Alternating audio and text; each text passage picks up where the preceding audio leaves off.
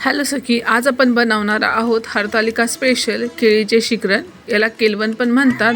तर या केळीचे शिकरण तुम्ही इतर दिवशी खाऊ शकतात. हे शिकरण खाण्याला खूप सुंदर लागते. ते लहान मुलांनाही तुम्ही आवडीने देऊ शकतात. चला तर मग सुरुवात करूया.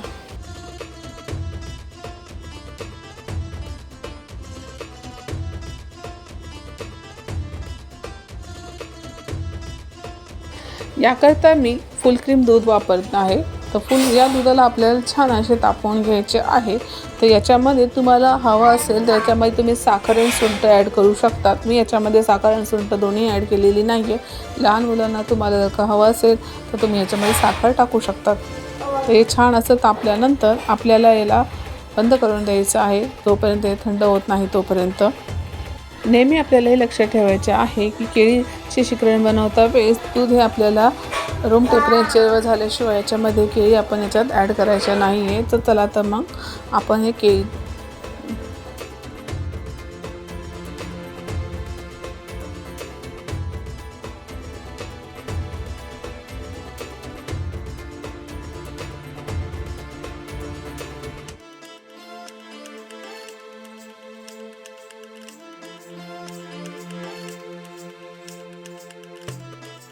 तर याकरता मी पिकलेल्या 3 केळ्या घेतलेल्या आहे.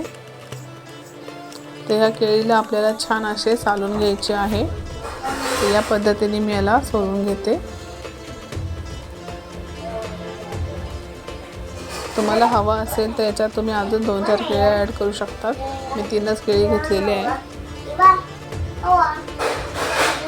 तर या पद्धतीने आपण याच्या गोल गोल चकत्या करून घ्यायच्या आहे. या पद्धतीने मी सर्व केळ्यांना व्यवस्थित अशा चकत्या करून घेते याच्या.